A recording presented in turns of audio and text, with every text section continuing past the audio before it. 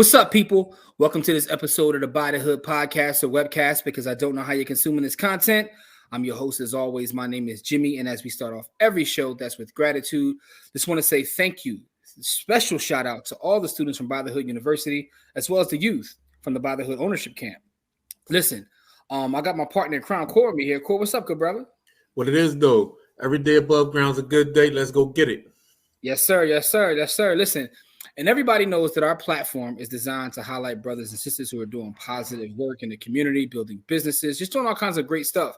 And this guest that we have with us this evening, or maybe it's this morning, whenever you're listening to it or watching this video, listen, it's part of our family, man. He's part of our community, but he has an amazing story, and we're going to get into it, man. We got a radio legend. But I told him the other day, legend in 2 games like Pee Wee Kirkland, man. We got our brother Dion Chavis. Dion, what's up, good brother? What's happening, brother? How you be? Oh man, everything's good, man. You know, record collection popping back there, man. We see man. Yeah, something light, man. That's a little. Let me ask you a question, man. I'm gonna start out with this, man, just because you got it. What is your favorite album of all time? Illmatic, without a shadow of a doubt. All right, that wasn't even like Illmatic is the. I'm like, my man's a music guy. He got all the records back there. He can at least put a little foot into it. Like, nah. Illmatic is the greatest body of music ever created. Yeah. Hey, listen, man. Slow down. Ever created. I agree. Listen, I'm not going to disagree with you. Like, I agree. No, it's your opinion, but slow down. I think that might be a fact. Like, yeah, it's a fact. It's in the books. Yeah. Lauren Hill would disagree. I mean, that's up there, but it's like Lauren Hill would disagree. Nah, I'm just saying, Lauren Hill would disagree. That's all. That's your favorite album of all time, Corey? All time. Miseducation is my favorite album of all time. Wow. That might be in my top 3, but I don't know about Hey, listen, I just want to create the conversation. That's all. Corey, we need to have a conversation anyway, because we were talking about Rhapsody the other day, and you threw some names out there, and I just gotta say, like, Rhapsody will smoke their boots. Like, I love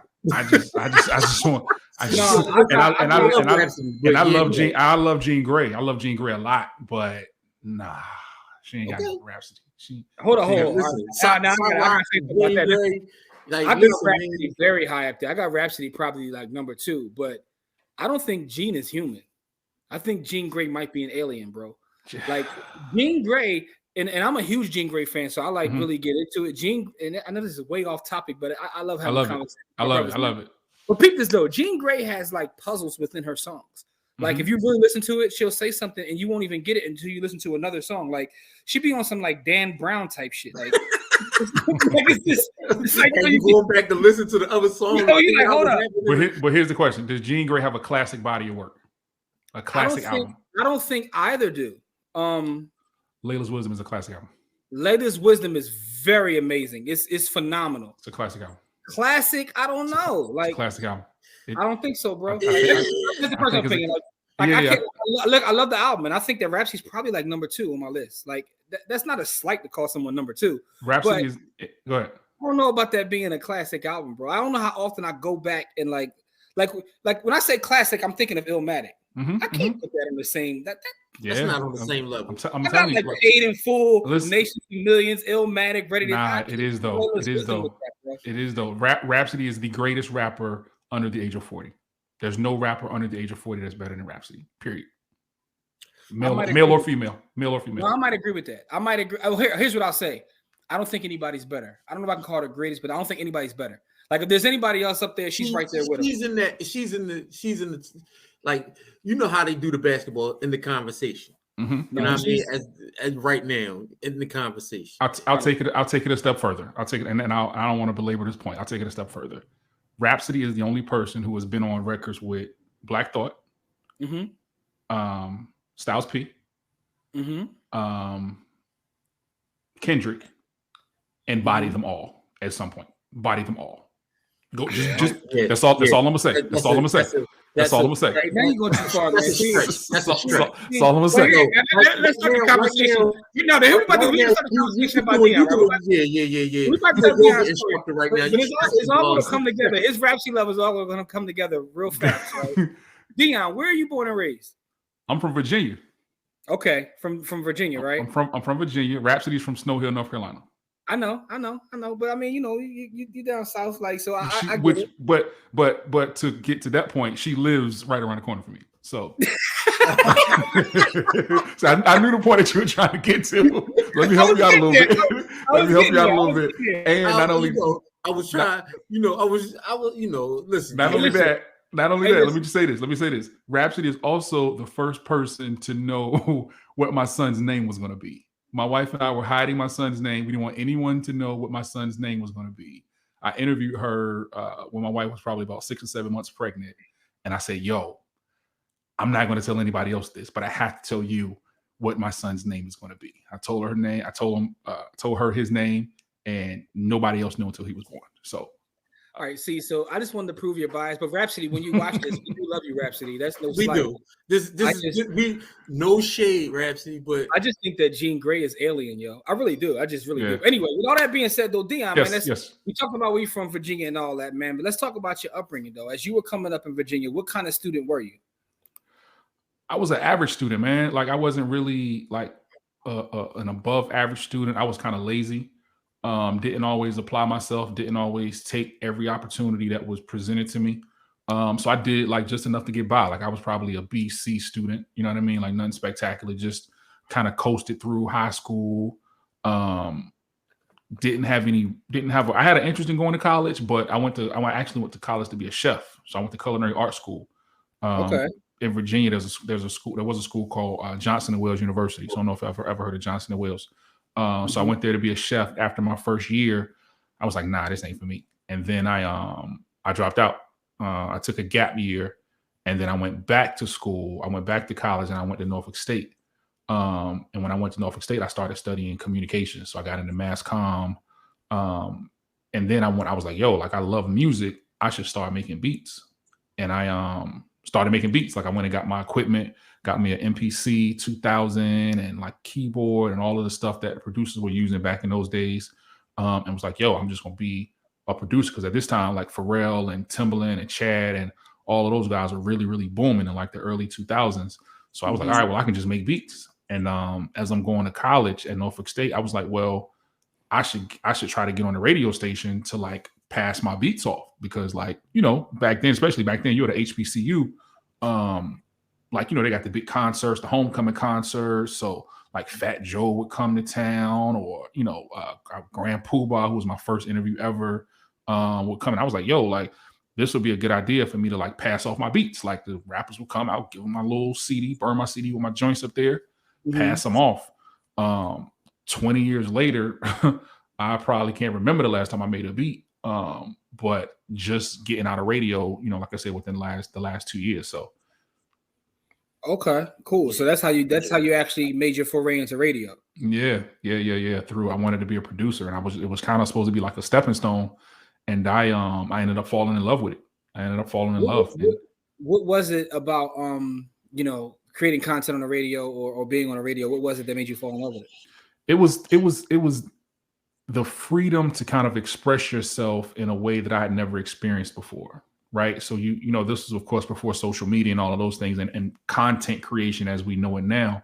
But it was just a way for me to kind of express myself and to, kind of be the creative that I ended up turning into at those early stages, and just giving me the freedom to kind of learn a new trade, learn a new craft, learn something that was different that everybody wasn't doing, but was very popular. And I just, gained a lot of popularity. I ended up doing mornings in Virginia. I did nights. I did afternoons. I probably did every show that you could think of. I had one of the most successful morning shows prior to moving down to Raleigh.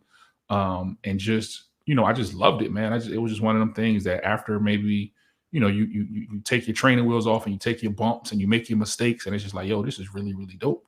And I really love doing it. What was your on-air name? Showtime. Still, always. See, y'all have me. Y'all know me as Dion up here because Facebook made me change my name a couple of years ago. Facebook was like, I know. I listen. I'm following you on IG. I see. Right. I'm like, I know a little. I'm back. I know a little bit. You know what I'm saying? Like, yeah. Showtime, Mr. Talk of the Town. Yeah. So, with that being said, right. And you can't say Rhapsody for this answer. I'm getting ready to ask you, what was your favorite interview? You did it for 20 years. You interviewed a lot of people. Yeah. What was your favorite? What would you say is probably one of your favorite interviews? Favorite interview of all time was Wu-Tang Clan. Yeah, it was. I know that was dope. It was crazy, man. It was such a dope interview. I was this is when I was at Norfolk State, and the Woo had a show at this spot called the Norva, and of course this was when the Woo was the Woo. Like this was, this is the Woo. So a lot of times in radio, you know, people say, oh, we got such coming for an interview, and they never show, right? So they were like, all right, we got the Woo coming, and I was doing mornings. They was like, yo, we got the Woo coming tonight. Can you come back and do an interview?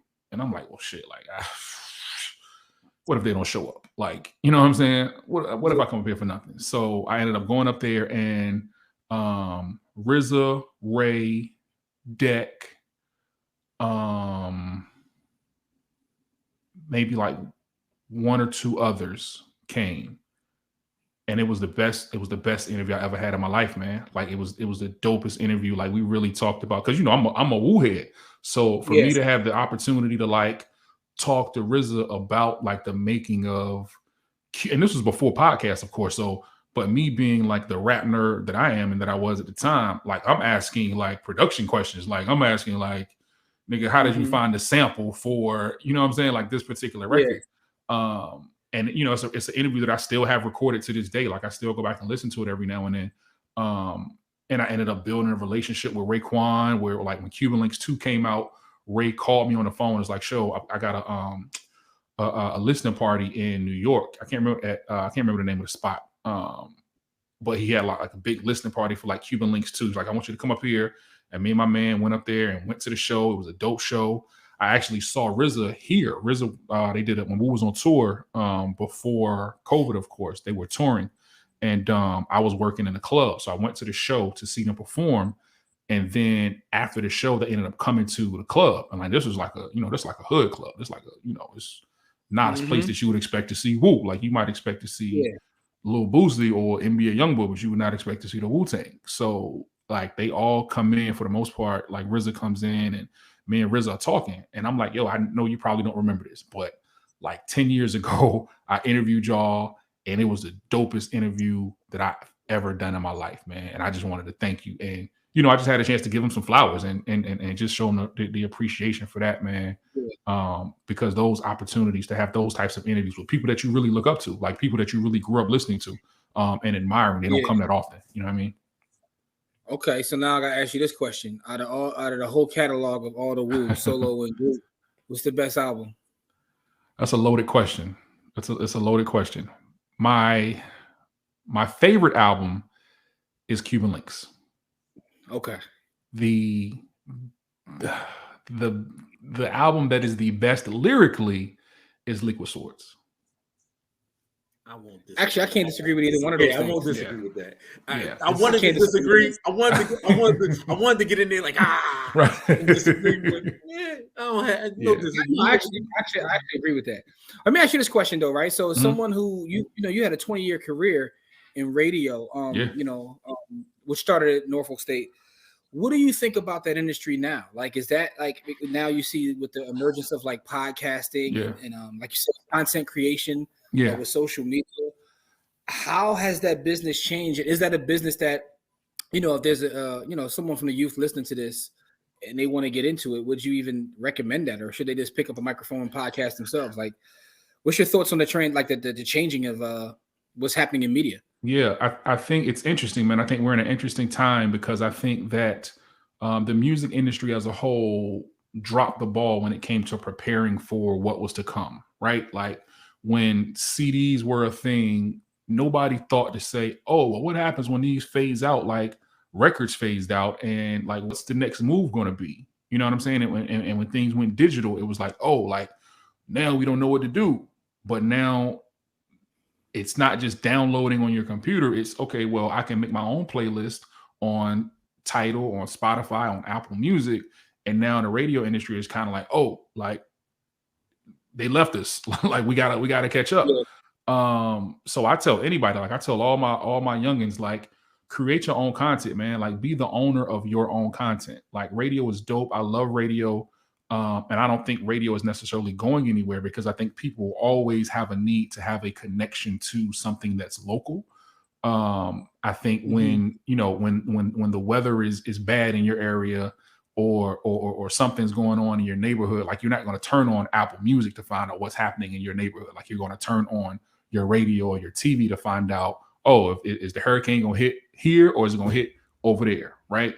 So I think in that vein, as long as radio finds a way to remain relevant and stay local and keep that local touch, and build the next generation of superstars, and I think that's what a lot of radio, especially Black radio, like after my generation, it's like they stopped worrying about like building the next generation of superstars, right? It's like, people don't want you to shadow them, and they don't, they want to keep the gems from you, and they want to hide everything's so secretive. And I'm like, my youngest come to me, I'm like, yo, I'm gonna give you all I got, just because number one, I'm not threatened by you, right? I don't have, but I know when I leave this spot, when I leave this position, I want to be sure that you're in a place where you're secure, and I can say, I taught you everything that I possibly could while I was in this seat.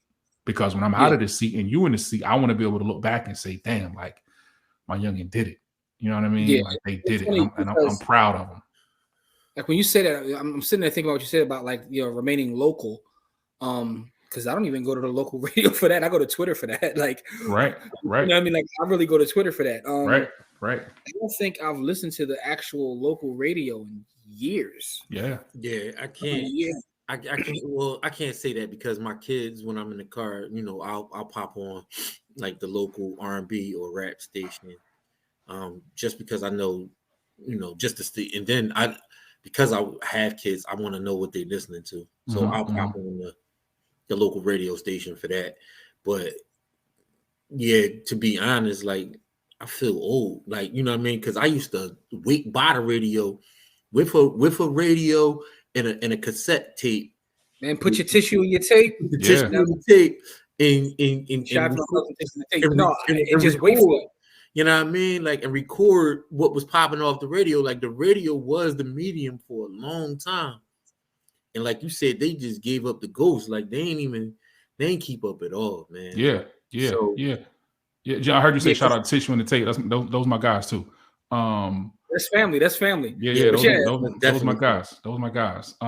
But yeah, man, I think that the way that the industry is going, man, it's like they have to catch up, because especially after COVID, it's like, how are you going to generate revenue, right? And just knowing what I know and just watching from the outside, I'm not in the game right now, but just watching, I can see that people aren't spending the dollars that they were spending prior to COVID. So I think what's going to happen is that you're going to see a lot of these, eventually you're going to see a lot of these bigger radio conglomerates, they're going to start to sell off, right? And they're going to start to sell off to the local independent owners. And we're going to go just like the stock market, everything happens in a cycle. And we're going to enter a cycle where we're going to start seeing more local ownership, more mom and pop WZUP type radio stations where, this person that actually owns this station is from this community and they're giving back to this community. So I think that's what we're on the verge of. That's interesting.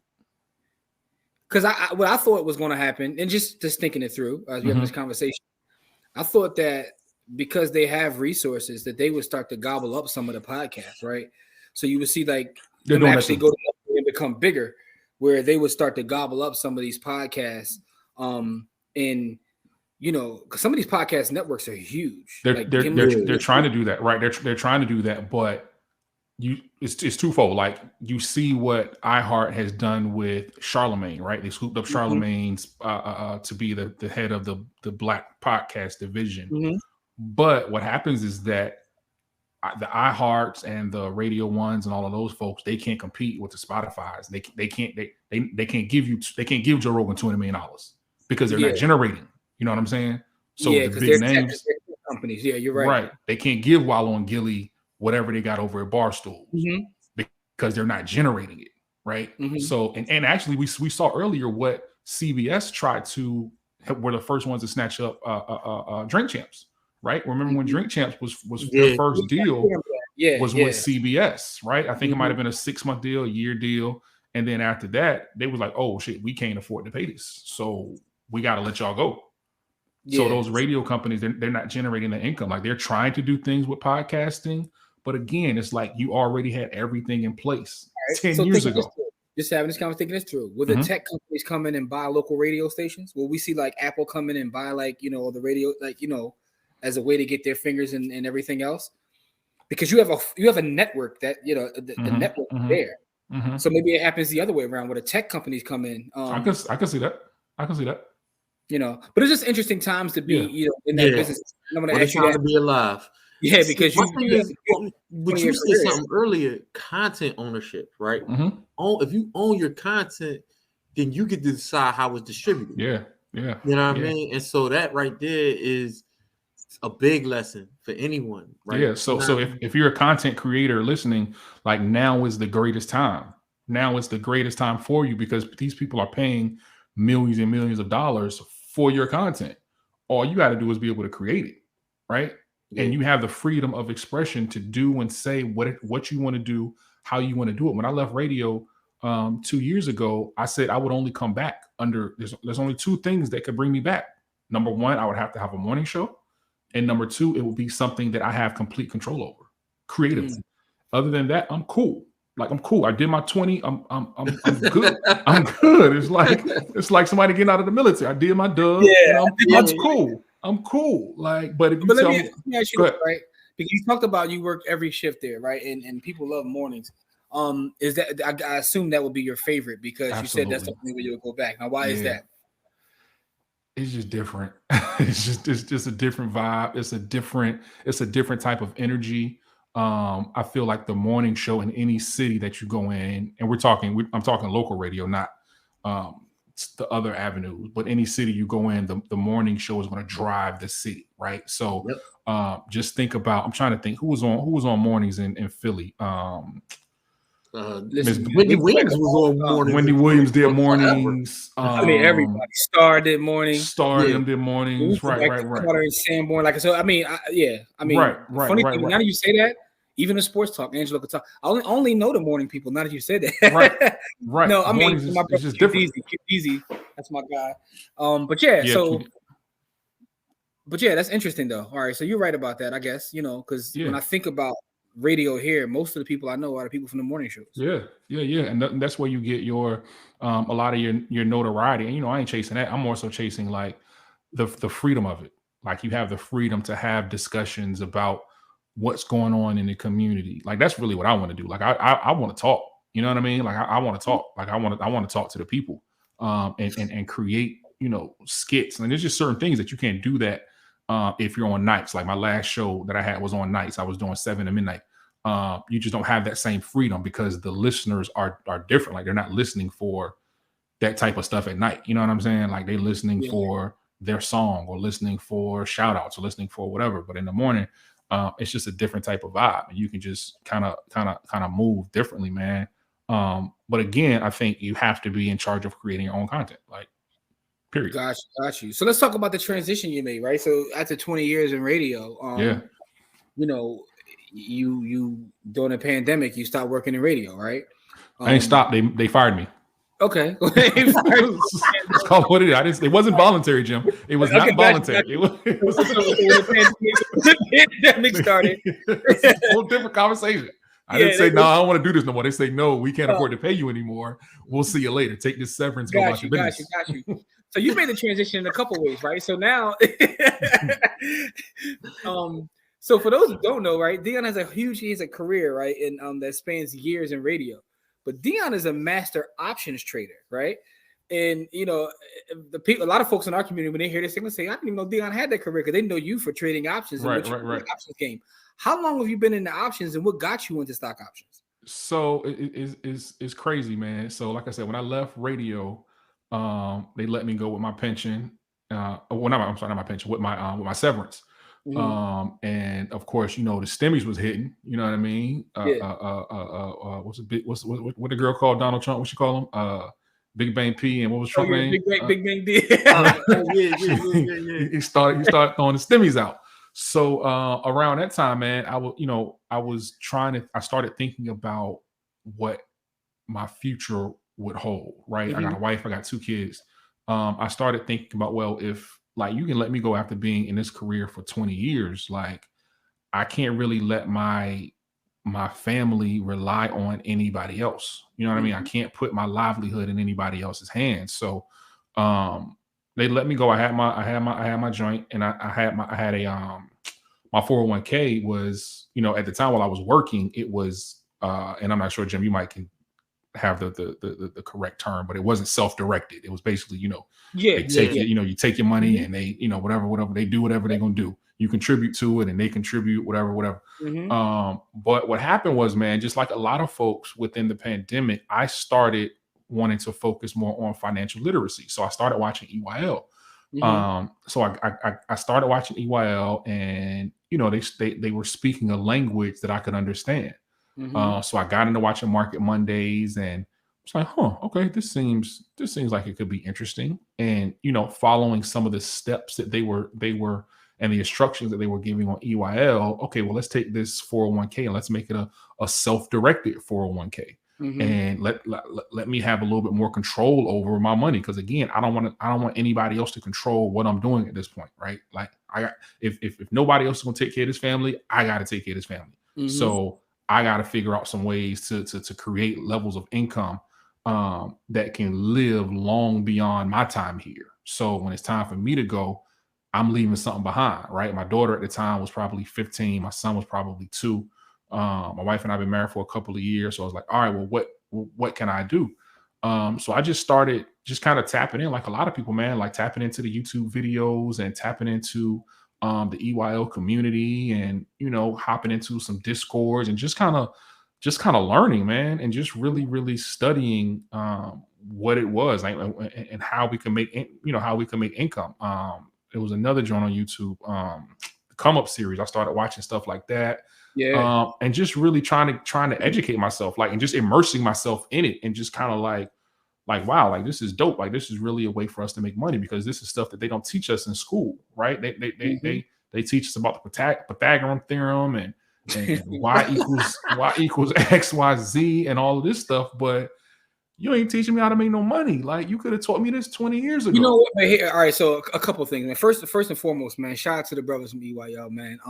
Yeah, man. You know what I mean? Like, shout out to them. Shout out to Mark Monroe. Yeah, and shout out to Ian. Shout out to all of them, right? Because here's what's interesting. What's interesting is they're speaking it in a language that you understand, right?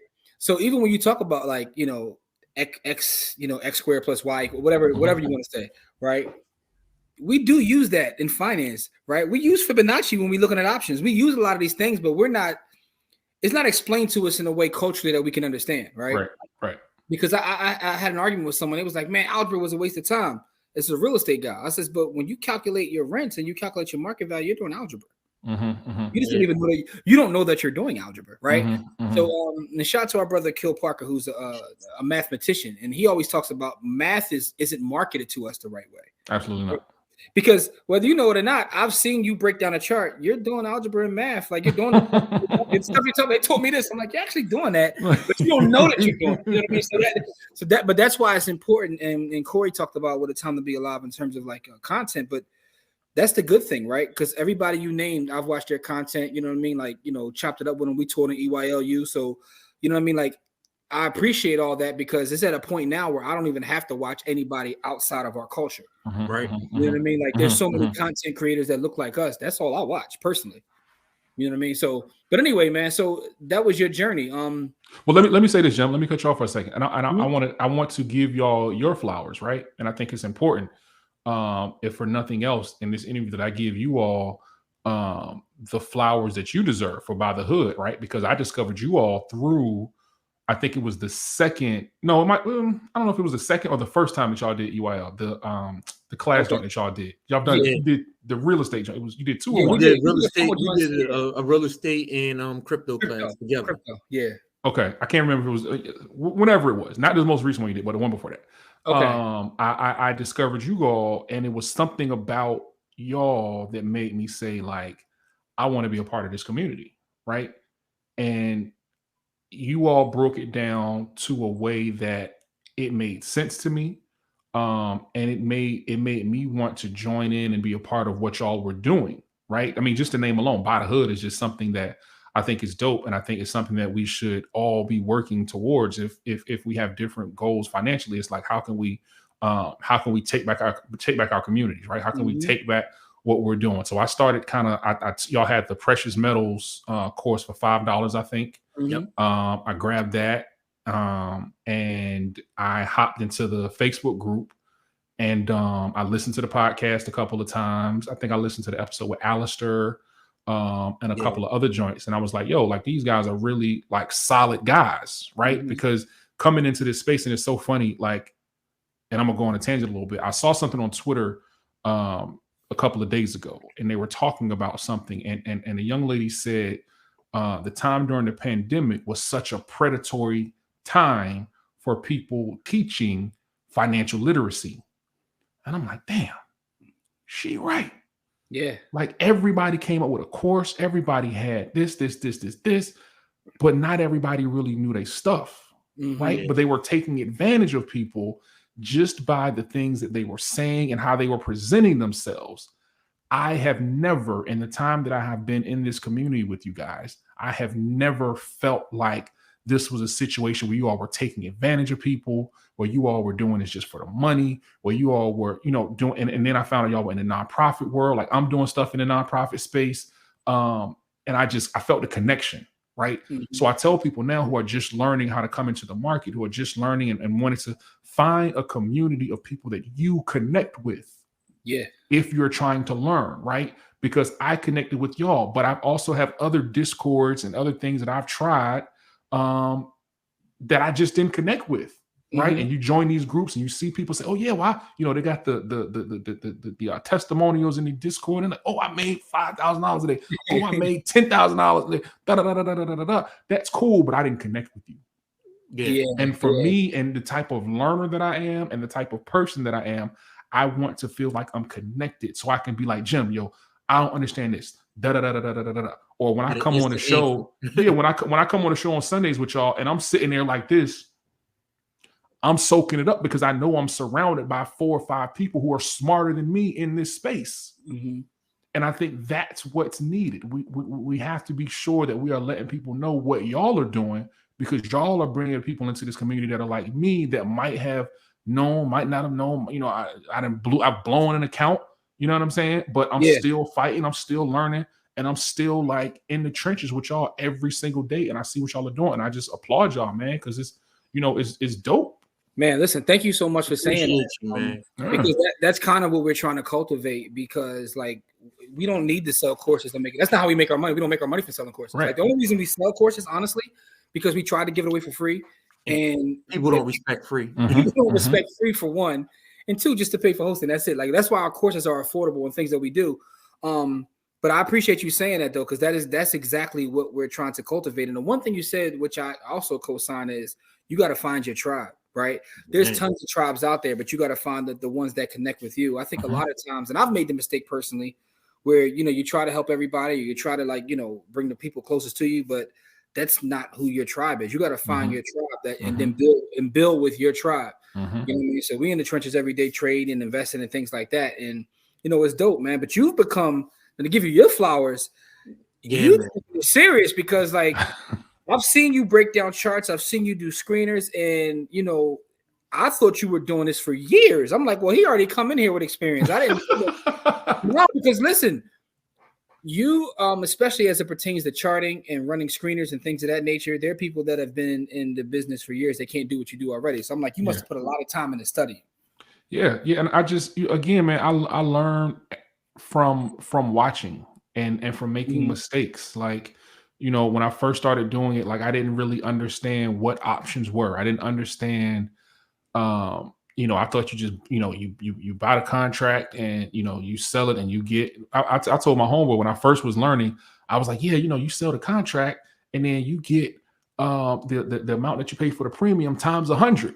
I'm thinking you get Hey, my man, Forex market. You talking about Forex leverage. You ain't talking about no options leverage, bro. My man was like, word? I was like, yeah. So I'm sounding like I know what I'm talking about. I was like, yeah. So if I got an Apple contract and the profit is $2.25, I get that times 100. He was like, word? I was like, yeah. And then I went back and I never forget. It's this dude who breaks options down really good on YouTube, man. He's got it's like a 2 or 3 hour video. And I went back and watched it. So I hit my homeboy. I was like, yo, I got some bad news. I was wrong. But let me ask you this question. I was wrong. Because one of the things that, we all know that you never know it all, right? Right. You're constantly learning. But when did it occur to you that I actually notice a little bit, like I can do this, I can find my own plays, I can actually do this? When did it like hit you that you actually are pretty good at it? Recently. Keep it up. Recently. Was it that goal play you gave us that hit 100%? Like 115. Oh, my fault. 115. I want no smoke. 115. Probably a little bit before that. Because I'm gonna tell you what happens. So, and again, I really hope this resonates with somebody that's listening, right? Because as somebody who is new coming into it, there's so many things that are shiny and glittery when it comes to options trading, right? You get on Twitter and they say, well, join this community, and we call out the plays and we do this and we do that. Actually, you know what? Scratch it. Let's go back. I'm gonna keep it all the way a buck. So I was in this community, right, and they were doing a $1,000 to $10,000 challenge, right? Well, take $1,000. We're gonna give you the plays, and we're gonna turn it to $10,000 in the account. Like you got your own account. We call the plays out. Boom, boom, boom, boom. Hopped in that joint. This was early on, so I hop in that community, and they're calling the plays out, but like the math ain't mathing, right? Like they're telling you, all right, well, this is run a call on Tesla to buy the open, da da da da, but they don't tell you when to get out of the play. So I'm like, well, and then when the play go bad, they're like, oh, okay, well, our bad, we're sorry. Which my nigga, like, I got a grand. Like, this is the grand from the STEMI. Right? Yeah. Once this joint go, it's gone. So I can't take my bad. So they were doing it, and then they just stopped doing the challenge. Like nobody mentioned the challenge. Right? Wow. So I'm like, whoa, like, wait a minute. Like, okay, so that was strike one. So then you get into these Discord communities and people are calling out these plays, right? And they're like, all right, buy the open, da da da da da da da. And 2 minutes later, they sell the close. I'm like, wait, what? Like, I ain't even put my order in yet, right? So then once you start watching how it play, I'm like, yo, the joint moved 3 cents. And you're calling it a successful play? Like, nah, like that's not what I'm doing. Like, for one, I only get 3 day trades a week. So I can't be doing, going in and out like for 15 cents worth of profit. Like, nah. So I was talking to my brother-in-law, and I was like, yo, like, I think that we should just start like learning how to do this ourselves and not depending on anybody else's plays. And that's how I started doing, like, when I put the tickers in the NDC on Saturdays or Sundays or whenever I put them in there. That's because I have learned to do my own research, which we hear that all the time. Do your own research, do your own due diligence, right? But I found the research that works for me, right? So not only do you have to find your own tribe, you have to learn your method of researching that works for you, right? So when I watch Corey talk about scanners, that time when I sat in, the time or two that I sat in, I said, yo, well, I'm scanners like 2 or 3 times, and you was all ears, like right. I'm like, well, I'm doing a scanner that's similar to this, like on FinViz. Like, I see what you're doing, but maybe if I make this adjustment, like maybe like, oh, okay, well, maybe I need to change the volume profile and look for a higher volume, look for a different ATR on what I'm doing. And I do that, boom, boom, boom, boom, boom, boom. And it just started to make sense. Like, and that's what works for me. Like, some people can maybe pull tickers out of the air and watch the news. But for me, it's like the information is right here in front of me on these screeners. I know what I'm looking for. If the market is going bullish, I know I'm looking for joints that's moving up. If it's going bearish, I know I'm looking for joints that's moving down. So, you said a couple things, right? A couple things I just want to highlight. The first thing is this: you took action, right? So a lot of folks will sit there and watch the content, sit in the classes. Like, you're in class every Sunday, like, and it's gotten to the point where we let you come up and teach too. But you're in class every Sunday. But that's how good it was. That's how good your questions were and everything. That we were like, well, hold on. But outside of you just sitting there and taking in the game, you took action. And then by taking action, you learn not just from your successes, but probably primarily from your mistakes. Absolutely. Right? And then you said something else that was powerful too, is that, you got to learn what works for you personally. Right. And that is so true, because I think that, and I've been trading for years, but I think one of the things that I struggled with early on is not trusting my own analysis. And then being pissed when I was right. Yep. Right. So then I go crazy and start revenge trading because I'm like, I was right. You know, like, you know, trusting your own analysis. But then, you know, and Corey will co-sign this. Paper trading didn't work for me.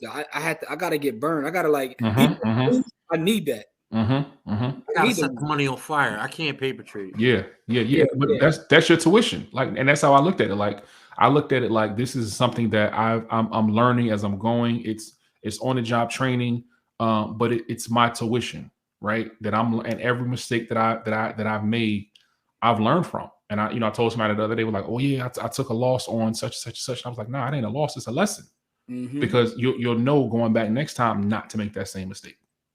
Yeah, man. So for the folks out there, I just want you to know Dion is a master trader. For those that are in our community, you've seen him, like, you know, he's part of the Watermark gang. Like he's out here breaking stuff down.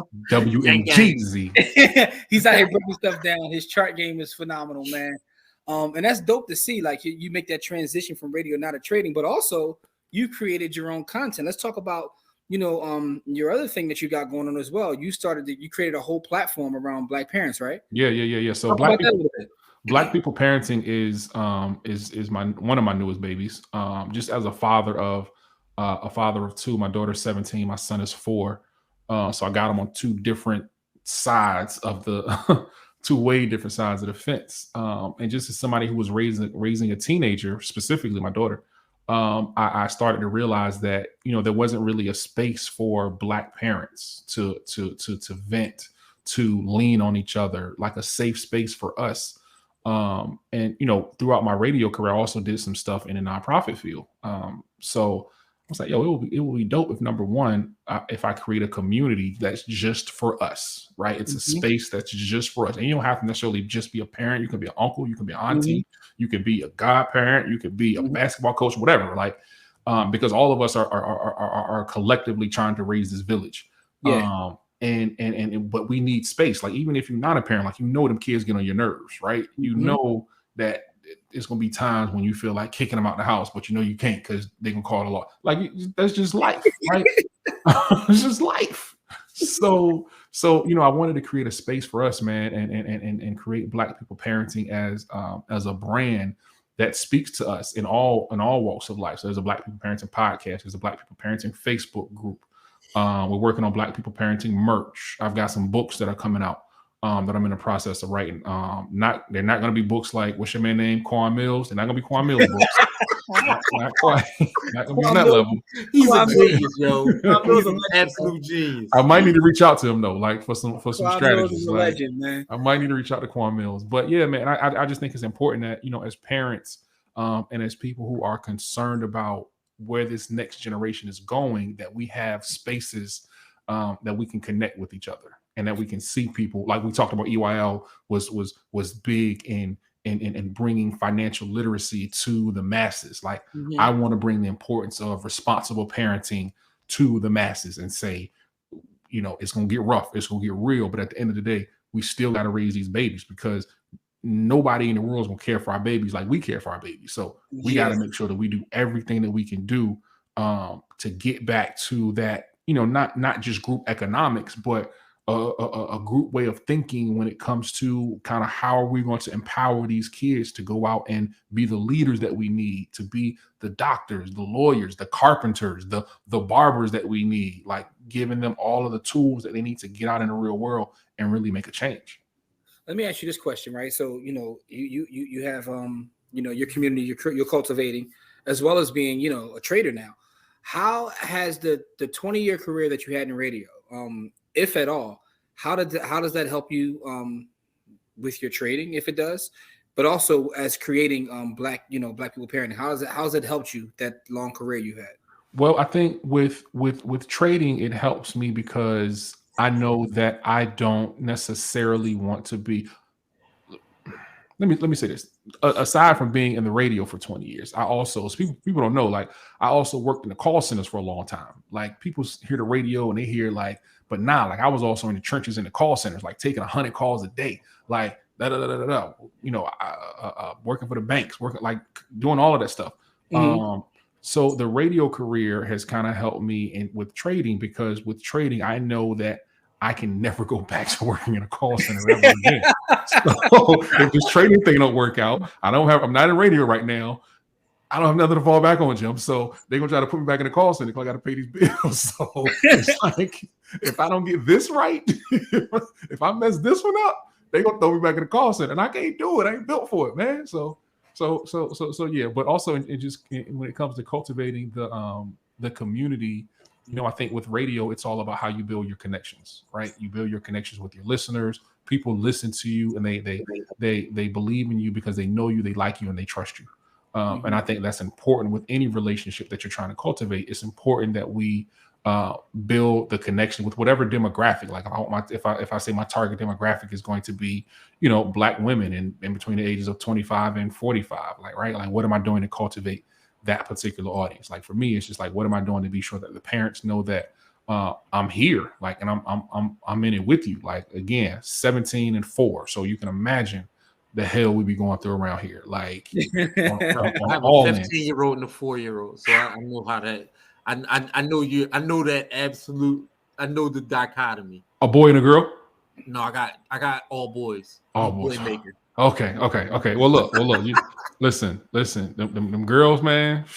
Yeah, I don't want no part of that. Good luck. Congratulations and good luck. It's different, Corey. That's all I need to tell you. It's different. I don't need to know. I'm in the schools every day, so I know. Oh, you see it right. Every day. So let me ask you this though. Throughout this journey of where you started, you said you started off actually going to be a chef, and you had this long career in radio, and now you're a trader, and and I don't even. I guess a media company is what we're going to call. Is it a media company? How would you classify that?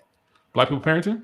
Black people parenting. How would you classify? I think on one end of the spectrum, it's a 501c3. We are a nonprofit organization. Okay. But also on the other end of the spectrum, it's definitely a media company because we plan to put out books, and like I said, we plan to put out content.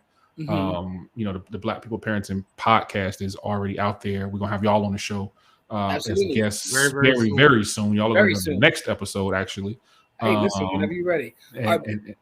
But here's what I'm gonna ask you though, right? So throughout this journey of creating that, and you said it's a nonprofit too, and also a trader, what do you say has been the biggest hurdle or something that you had to overcome from where you started, where you thought about becoming a chef to where you are now? What would you say is the biggest hurdle or something that you had to overcome? I was about to say something about on our previous discussion. I'm not even going to say that because somebody will chop that joint up and throw it out there and I'll be in trouble. I won't say that. And listeners, I don't know if you know, but these two guys are crazy. I don't know if you know. I don't know if you're viewing, if you're watching. These two guys are crazy. No, we like to have fun, man. We like to have fun. My biggest hurdle, man, has probably been trying to achieve my goals while at one point fighting for custody of my daughter, right? Okay. And fighting to continue to continue to be in my daughter's life. Like, so trying to maintain, and this was of course very early on in my radio career, trying to maintain a career while, fighting for custody or not even fighting to prove that you're a fit parent, right? Mm-hmm. At the age of 24, 25, somebody saying that, you don't deserve to have time with your child, or you don't deserve to have equal time with your child, while still trying to manage like what life looks like at 24, 25 years old, because it's totally different as it then than it is now at 42 years old, right? Yeah. So just trying to navigate that, man, and really creating a space for myself to say, all right, well, regardless, this is what I'm gonna do. Like, I'm gonna be here for my daughter. Like, that's really why I moved to Raleigh. Like, I ended up getting a radio gig in Raleigh, but the major reason that I moved to Raleigh was that my daughter and her mother were living here, and I knew that I couldn't afford to be away from my daughter anymore. You know what I mean? Like, I did it for 5 years, like the first 5 years of her life, like we were in separate states. And I couldn't do it anymore. Like, once she got ready to like start kindergarten and going to first grade and all of that stuff, I was like, I need to be there for those milestones. I need to be there for those moments. And I really just want to be a part of her life. And that, of course, then led me to doing work in fatherhood, in the fatherhood space. I have an organization called the Glad Dad, where I go around and I do public speaking, teaching schools and juvenile justice folks how to connect with young folks using hip hop and popular culture, which then now has transcended into Black people parenting. But none of that could have happened without, my previous experiences fighting to be in my daughter's life. Man, it's an interesting story, man. Man. That's a crazy hurdle too. Yeah. And let me ask you this: when you see what's going on with Kanye now, right? So as I see what's going on, I see how, I don't have an opinion one way or another, but I see how different people respond to it. Mm-hmm. But because of his situation, I've seen like several men open up on their socials talking about their fight to be in their kid's life. Mm-hmm, right? mm-hmm. And it's just interesting because like you never know what someone's going through, but like I've seen a lot of people today, like, man, I had to go through this fight just to be in my kid's life. And it's like, Mm-hmm. Yeah, it's a conversation that needs to be continued. I don't necessarily know if I agree with what Kanye is doing, and I'm also not completely in tune to a lot of his antics. Like, just the aspect of him, right. He's speaking out like he wants to be a part of his. Yeah, that's one thing. Right. That's a complex conversation because there's a lot. Very complex. And I honestly try to like tune him out completely. Like, I watch Genius, so like I'll scroll past him and I'll. Yeah, I get that. But what I was saying is like because of whatever he's got going on, I've seen like other brothers open up definitely about their situations, which is interesting to see. Man, but it's a crazy conversation, man. But like, kudos to you because you put the work in. I mean, you even pick up the move, like, so that's something to be said for that, man. Yeah, and I tell people all the time, like, it's easier as a father to go to the courts and say, I don't want to have anything else to do with my child than it is to go to the courts and say, I want to be actively involved in my child's life. And it shouldn't be like that. Like if I wanted to like walk out of my kids' lives right now, I could go down to the courthouse, sign my rights away. I'd be done in less than an hour. That's insane, yo. At one point when my daughter was a baby, I was in court every summer for 5 years straight. Like every summer, like a Jay-Z album, like 5 years straight. like Mr. 10 Summers. Like, ain't no love. Ain't no love. Like, no. Right. Yo, that's that's the one part I couldn't imagine. Like, I just can't imagine that. Like, not being able to functionally be in my child's life if I so choose, you know what I mean? But if I don't so choose, I could just walk out. It just doesn't. And not only that, Corey, like, you got to think for the brothers that's in the system, you are letting someone else decide how capable you are of raising your child. That is the worst feeling in the world, to stand up in front of them people and have them say, oh, well, you're not fit to have 50-50 custody. We're going to give you every other weekend visitation. Nigga, what? Yeah, man. What? I beg your pardon. Like, you know what I mean? And then if you fight to do something different than that, then you end up in the system in a whole different way. You know what I mean? Because if 2 days a month ain't gonna cut it, then now you know what I mean, 4 days a month ain't gonna cut it. That's now you gonna go, you look like a crazy man trying to see your child more than 4 days a month. Yeah. So I mean, listen, man. Yes, that's crazy, man. That's a crazy situation, man. But not that y'all done like, bought the showdown, made it all sad now. Let me ask you. It's just I'm messing with you. The realities are no, there's a lot of people that go through that, man. So salute to you for like, even sharing that. So we like to have fun, man. Even with serious situations, we be out here. Yeah, man. I'm an open book, man. I'm an open book, man. Let me ask you this though. What is your favorite book or a book that's inspired you across your journey? What's your favorite book? Favorite book for all time is probably Asada.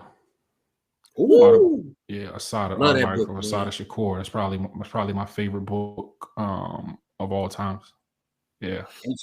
Yeah, we had somebody come on here and say Asada before, but they were saying they read it like a love story. You know what I mean? Like, between who? Her and daughters? Black men. Her and black men. Okay. You know what I mean? Like, I never heard that perspective before till we had that guest on. But okay. I had to, it made me reread. It made me reread the whole the book in a whole different way. I was like, damn, I never even thought. But that's why books are what they are. That's why books are powerful, because we can read the same book and come away with two different things. Yeah.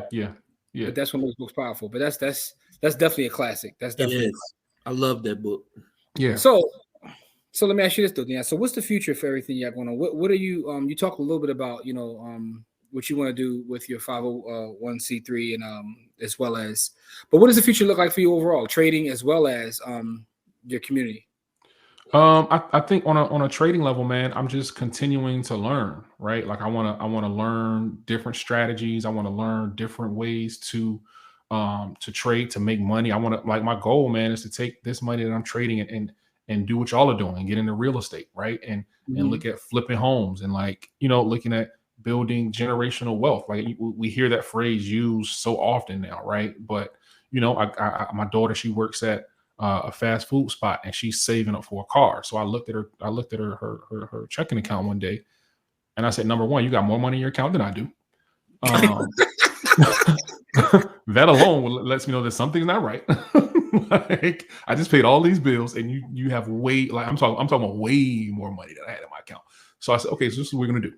I already have the what is the UTMA account set up for her and her brother, like those accounts set up. But we're gonna start investing.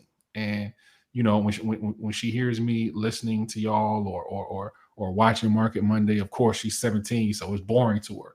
But I'm like, look, like we gonna put away X amount of dollars from every paycheck, right? And we're gonna invest it in some index funds, and we just gonna let it sit, and we're gonna add to it. We're going to get your crypto portfolio popping. We're going to add to it. You're not going to touch it. You're 17 now. By the time you're 37, 27, you're going to have more money than you can count. Like, just trust me. Like, it don't make sense right now, but you got to trust me. So teaching these babies how to invest, but learning so I can teach them, right? Like I'm learning these things so I can pass them on to my kids, because nobody passed it on to me. So I want to be able to pass it on to them so they can pass it on to their kids, and so forth and so on. So that's very important to me, man. And just not just my kids, but other people in my family, right? Like my brother-in-law, like he and I, we talk about trading all of the time. Like we talk about trades, and he's huge in the DeFi space. Like he's into that. Like he's like Corey, remember we were talking about what's my man name who does the crypto course? I can't think his name. I'm sorry. On Thursday, Russell. Yeah. Oh man, Russell be in the crypto. And he in the trenches. Like my brother-in-law be in the trenches like that. Like he be sending me messages like, "Yo, you DeFi, and I just staked this, and I did this, and I borrowed on this," and I'm like, "Oh, okay, cool." Have no idea what he's talking about. No idea. No clue. We call them degens, man. They be so far like down there, man. Like they live in the crypto rabbit hole. In the trenches, bro. Like I'm above ground with mine right now. I want to get in the trenches though. I really do want to get in the trenches. Hey man, we went down in the crypto into the crypto rabbit hole. We was like, we don't like what we see down there. I played down there a little bit, but I came back up like, yo, y'all too wild. It's dark down there. It's right. Dark. This is the dark web, man. But see, that's the beauty. That's the beauty in terms of what we're building, like with the MDC. So for the folks that don't know, we know we have Bodyhead University, but we've also partnered with a couple other brands that have had. So we created MDC University, or MDC Strategy, which is a community of folks that trade together. We invest together. Dion is a member of that community, and we have multiple teachers in that community. Russell is one who teaches crypto. We got Brianna teaching Forex. We got our options class. Chastity, who we had on a podcast a couple episodes ago, was going to come and teach a class. Chastity, and Dion is about to become a teacher as well, to show us his screeners and things that he does to find his plays. Yeah, so we talked about being able to do that, but now he's going to educate them. So what we're building is a real life community of folks that look like us. Is very powerful, man. And I'm just thankful to have you as part of the community, man. And thank you for sharing your story too, brother. Because I look forward to it. Because listen, we all learn from each other, no matter how long you've been in the game. Yeah. When I saw you do the screener the one time on the show, I was like, oh man, like this is different. Like, you know what I mean? So that's the thing. You never know it all, and you can never know enough as it pertains to being in these markets. So yeah. You're a student about to become a teacher, man. Crazy. Who would have thunk it? Yeah, I mean, listen, man. You got you got like 30 chambers mastered now, man. You only 6 more chambers, man. Yeah, man. So for the folks that are interested in MDC, make sure to reach out to us though, because we definitely are still growing, and it's just amazing to see, man. It's amazing to see. But Corey, you got any questions specifically for the brother, man? No, man. I just want to know, what about Illmatic makes it better than makes it better than Miseducation, man? That's my only question. It's 9 songs, man. It's perfect. It's perfection, man. It is perfection, bro. Like, listen, I feel the same way about Miseducation. Not that I don't like Illmatic. It's like perfection, man. You know what I mean? I don't disagree. Listen, man, it's deep like the shadow, man. I don't disagree that Illmatic is a classic album, and it's one of the top 3 albums of all time. But I'm hip hop albums, but they're college courses taught on Illmatic. There should be college courses taught on Miseducation. Should be and are different things, and it might be. It probably is. It probably is. Listen, Lauren can do no wrong in my book, right? So I hate having these arguments because like it makes you sound like you slandering somebody you're really not. Like, is Lauren on your Mount Rushmore? I mean, on your Mount Rushmore. I will say this: Nas isn't. I don't. Who? Nas isn't. So I'm going to leave it there. So I don't even want to. Corey is tripping right now. Corey is bugging. Wow. I'm not bugging. I'm just. He's not. You know why? You know why? Mount Rushmore only got 4 people on it. Nas is not in my top 4. Yeah, that's okay. But you love storytellers. I do. Ain't nobody better than Nas. That's not true. That's not true at all. Who's a better storyteller than Biggie? See, okay. y'all took it there, and now I had to go there. I'm never gonna say anything bad about Big, but Big ain't tell a story backwards or from the exactly. Or hey, listen, man, you asked me who's a better storyteller? Slick Rick. No, a better storyteller. Not bad. No, Nas is the best storyteller there is. Hey, listen, I could obviously making me slander the man, and I don't want to. This is not Nas slander. This is Corey's opinion. Me saying that Nas is a bad rapper. This is not me saying that Nas can't rap and none of that stuff. But he ain't in your top 4. Saying as my personal favorite, Nas is not on the top 4. Corey, let me ask you one question, and this is a real question. It's a question / statement. At Nas is how old? Nas is 40. He's not 50. In the same age group, so he's like 46, 47. Okay. Who in that age group has been able to create 3 back-to-back magnificent bodies of work this late in their career? Black Thought. No. Yeah. They're not terrible. You're saying what the Stream of Thought albums? Black Thought, the last 3 albums. The Stream of Thought joints? Yes. Volume 1, 2, and 3. You must be like 6 songs, dude. All right. But you just said Illmatic was a classic. Right, it's a difference, though. Anyway, I'm leaving it. I'm just, listen, again, this is, y'all making me. Listen, Black Thought has we're gonna talk about this offline. Black Thought has the greatest freestyle of all time. That Funk Flex freestyle. Black Thought is one of my favorite rappers. Well, first off, we from Philly, so I'm never gonna say anything bad about Black Thought. Right. In fact, if you want me to put it on record of who my top 4 is, I'm gonna tell you it's Beans, Black Thought, Will Smith, and you picked the 4th one. Like, I'm just gonna say that. I just picked the 4th, right? That's for no Lil Uzi Vert. Nah, no Lil Uzi Vert, but no PNB Rock. Listen, he from around my way, but that's neither here nor there though. Here's what I will say though, right? Because we way off topic. We're gonna talk about this after the fact though, because Corey got to be drug tested now. But I will say this though, if I'm being completely honest, Black Thought's freestyle is not number 1. It's probably number 2 because Lux was so dense. I'm sorry. I totally misspoke. You are exactly correct. I'm so sorry. I totally misspoke. I'm sorry. All right, thank you. My brain is going faster than my mouth. Folks are like, yo, what are y'all? Y'all went from options to like, this is what we do. Listen, man. This is why Dion says we're crazy. Yeah, we be all over the place, but we like to have fun, man. We're gonna continue this after this because we getting Corey drug tested, COVID tested, the whole 9. Dion, brother, man, I just gotta say this, man. Listen, man. I just want to say thank you for sharing your story, man. Thank you for being so transparent, man, and thank you for being a part of our community. Can't wait to see what we create in the future, man. I'm looking forward to the classes that you teach, man. I just want to say thank you. For sure, man. I appreciate y'all for having me, man, and just appreciate the good work that y'all doing, man. Because y'all are doing a real, y'all doing God's work out here, man. I appreciate it. Thank you, good brother. And to our audience out there, I'm gonna put all the contact information for Dion so you can check him out on social media. You know, if you want to yell at him about his thoughts about you know, hip hop, you could do that too. Please, I welcome it. I welcome it. I and by the welcome way, it. and also Corey's information to be there too, so y'all can attack Corey because Yes, please. We got to get Corey drug tested. Yeah, you gonna get ignored. But listen, man, as we always say, it's not about how much money you make, it's about how much you keep. Game elevates, and we shall see y'all on the next episode. We appreciate and love you all. Peace. All right, y'all.